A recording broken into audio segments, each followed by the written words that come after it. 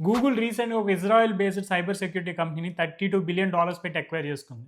ఇంకొక interesting fact ఏంటి అంటే గూగుల్ అక్వైర్ చేసుకున్న ప్రీవియస్ కంపెనీస్ వాల్యుయేషన్స్ అన్నీ కలుపుకున్నా గానీ ఎక్విజిషన్ వాల్యూ కంటే తక్కువే. సో ఇంత హెవీ ప్రైస్ పే చేసి గూగుల్ ఎక్విజిషన్ అనేది ఎందుకు చేసింది అంటే సో ప్రస్తుతం ఏడబ్ల్యూఎస్ అండ్ ఎజ్యూర్ తర్వాత జీసీపీ థర్డ్ ప్లేస్‌లో క్లౌడ్ ప్రొవైడర్ రేస్‌లో ఉంది.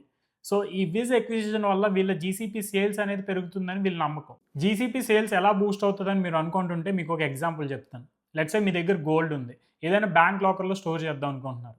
సో ఏ బ్యాంక్ అయితే సెక్యూరిటీ సిస్టమ్ బాగుంటదో ఆ లాకర్‌కి వెళ్లి మీరు గోల్డ్ అనేది స్టోర్ చేస్తారు.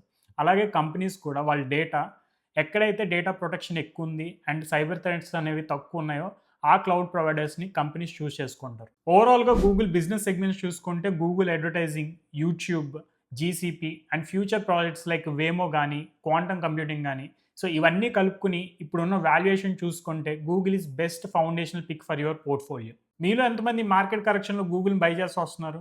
And also Google business growth మీద మీకేమన్నా కన్సర్న్స్ ఉంటే కింద కామెంట్స్‌లో మెన్షన్ చేయండి.